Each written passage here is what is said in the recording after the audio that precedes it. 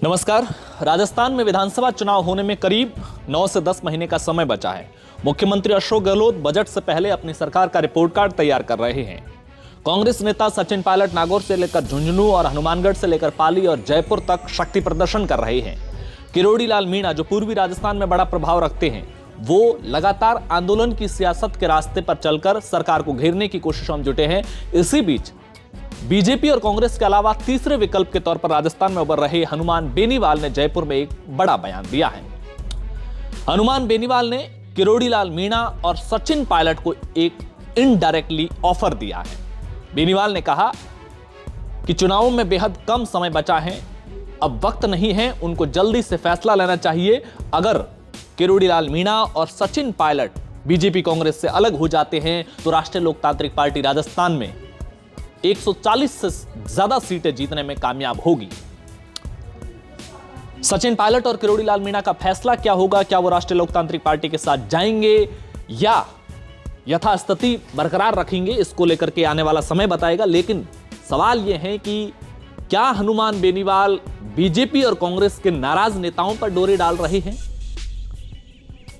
क्या हनुमान बेनीवाल जिस तरह के ऑफर सचिन पायलट और किरोड़ी लाल मीणा के सामने रख रहे हैं, क्या उस रास्ते से हनुमान बेनीवाल राजस्थान में वाकई 140 से ज्यादा सीटें जीतने में कामयाब हो रहे हैं, कामयाब होने की स्थिति में नजर आ रहे हैं, या एक सियासी बयान के तौर पर सिर्फ 140 सीटों का बयान दे दिया गया?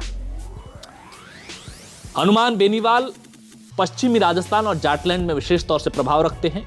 दूसरी तरफ किरोड़ी लाल मीणा और सचिन पायलट पूर्वी राजस्थान और किरोड़ी लाल मीणा जो आदिवासी वोट बैंक है वो दक्षिण राजस्थान में भी है, तो उस इलाके में रखते हैं।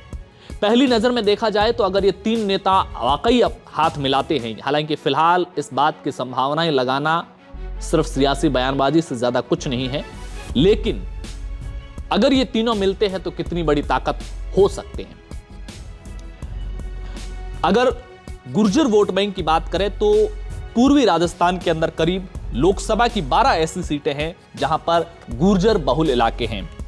इन 12 सीटों में सवाई माधोपुर, करौली और धौलपुर सीट, भरतपुर, दौसा, अजमेर, भीलवाड़ा, झालावाड़, बारां, कोटा, बूंदी, जयपुर ग्रामीण, झुंझुनू, अलवर और चित्तौड़गढ़, ये 12 लोकसभा की सीटें हैं जहां पर गुर्जर निर्णायक भूमिका में रहते हैं।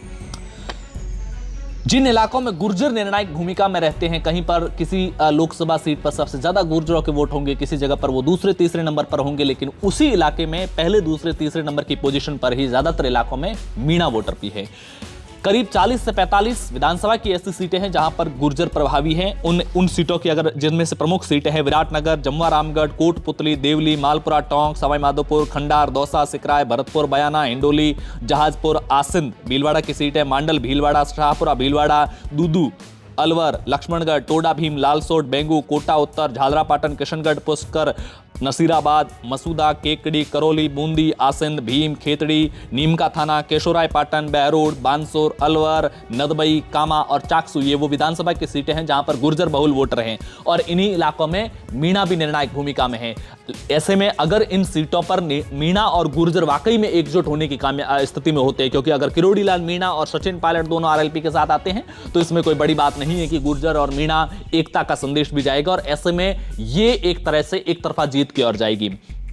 अब सवाल यह है कि हनुमान बेनीवाल के साथ ये जब मिलते हैं सचिन पायलट और किरोड़ी लाल मीणा, तो हनुमान बेनीवाल खुद में कितनी बड़ी ताकत है? राजस्थान में जाट वोट बैंक कितना है, वो किन सीटों पर प्रभावी है, ये एक अलग सवाल है, क्योंकि राजस्थान में मौजूदा वक्त की अगर बात किया जाए तो बीजेपी से लेकर कांग्रेस और तमाम इलाकों में दोनों संगठनों के जो लीडरशिप है वो कई जाट नेताओं के हाथ में है। वैसे में एक तरफा जाट हनुमान बेनीवाल के साथ जाएगा, ये भी सोचने वाली बात है, ये आने वाला वक्त बताएगा। लेकिन हनुमान बेनीवाल के अगर पिछले जो 2018 के विधानसभा चुनाव हुए थे उन आंकड़ों की बात करें तो 2018 में हनुमान बेनीवाल ने राजस्थान की 57 सीटों पर विधानसभा का चुनाव लड़ा था, जिसमें से 3 सीटें वो जीते थे।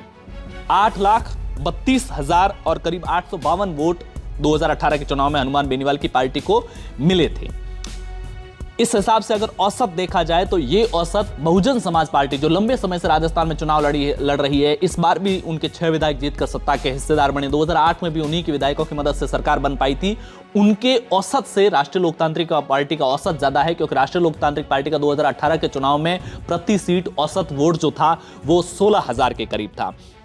अगर हम ये बात करें कि वो कौन सी सीटें थी, वैसे अगर जिलेवार हम देखते हैं तो बाड़मेर, जोधपुर, नागौर और फिर ये शेखावाटी के रास्ते, इन इलाकों में राष्ट्रीय लोकतांत्रिक पार्टी ने अच्छा प्रदर्शन किया था। जो सीटें जीती वो नागौर और जोधपुर में जीती थी। बाड़मेर में पंचायती राज के चुनाव में अच्छा प्रदर्शन किया और जोधपुर, नागौर में भी किया। सीटों की अगर बात करें तो खींवसर में सबसे ज्यादा राष्ट्रीय लोकतांत्रिक पार्टी के 2018 में वोट मिले थे 82,634, भोपालगढ़ में 67,424, उसके बाद मेड़ता में 56,961। ये तीनों सीटें तो उन्होंने जीती थी। जो जीती नहीं थी, अच्छे खासे वोट बटोरे थे, उसमें सबसे ज्यादा शिव की सीट थी, जहां पर उदाराम मेघवाल कैंडिडेट थे और 50,252 वोट मिले थे। उसके बाद में जायल 49,265, बायतू 43,900। बायतू वो सीट जहां से कैलाश चौधरी बीजेपी से और हरीश चौधरी कांग्रेस के टिकट पर चुनावी मैदान में थे।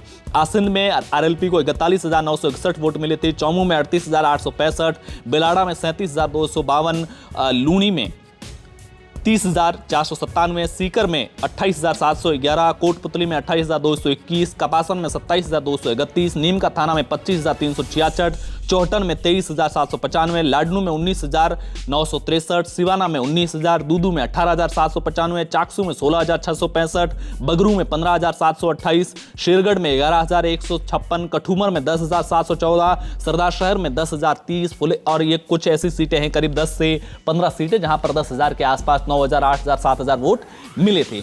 तो जब इस स्थिति में राष्ट्रीय लोकतांत्रिक पार्टी थी, 3 सीटें जीतने में कामयाब हुई, हर सीट पर औसत 16,000 का रहा और 15 के करीब ऐसी सीटें थी जहां पर आरएलपी की वजह से बीजेपी और कांग्रेस का कैंडिडेट जीत पाया, यानी कि वहां पर जीत हार की लेकर के फैसला लेने में निर्णायक भूमिका में वो जरूर नजर आए हैं। 2018 में आरएलपी की 25 ऐसी सीटें थी, 14 ऐसी सीटें थी जहां पर वो 25,000 से ज्यादा वोट लेकर के आई थी।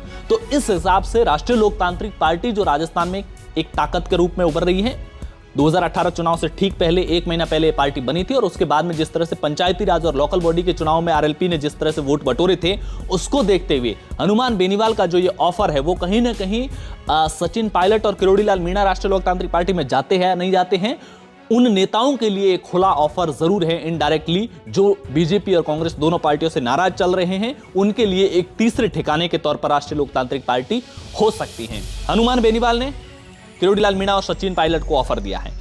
आपकी क्या राय है? क्या सचिन पायलट और किरोड़ी लाल मीणा ये ऑफर एक्सेप्ट करेंगे? इन दोनों में से कोई भी नेता इस पर चर्चा को आगे भी क्या बढ़ाएगा, या राष्ट्रीय लोकतांत्रिक पार्टी बीजेपी कांग्रेस के नाराज नेताओं को अपने पाले में लेकर के 2023 के चुनाव में कितनी बड़ी ताकत बन सकती है? इसको लेकर के आपकी क्या राय है, कमेंट बॉक्स में जरूर बताइए। ये वीडियो पसंद आया हो तो लाइक और शेयर भी जरूर कीजिए। मिलेंगे जी राजस्थान के डिजिटल प्लेटफॉर्म पर किसी और सियासी आकलन के साथ, तब तक के लिए नमस्कार।